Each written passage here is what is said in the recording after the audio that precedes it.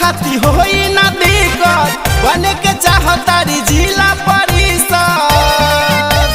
ए भैया केहू के कुछो खाती होई ना दिक्कत बने के चाहतारी जिला परिषद। किया सो होली में इनके आबाद रखी है हमरा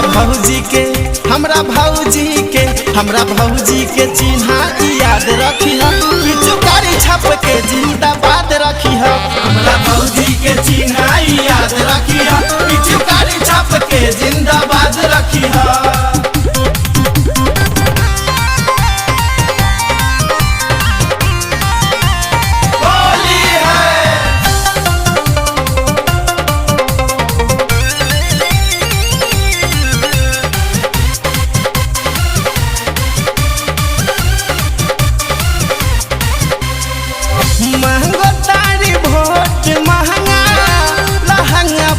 जाली घरे घरे लगा द मोहर खरे खरे महंगा तारी भोट महंगा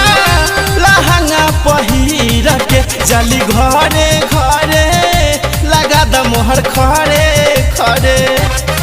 हो जानी अपना में केहू विवाद करी कि हमरा भौजी के चिन्हा याद रखी है पिचुकारी छप के जिंदाबाद रखी है हमरा भौजी के चिन्हा याद रखी है पिचुकारी छप के जिंदाबाद रखी है।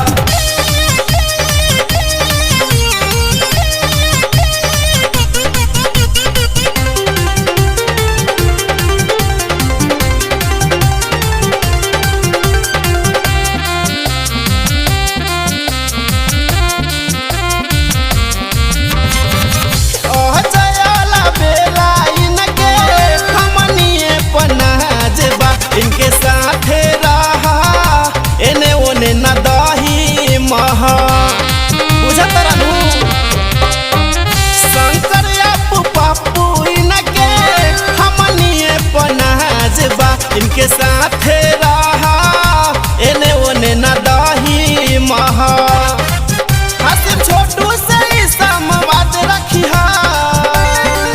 हमरा भौजी के चिन्हा याद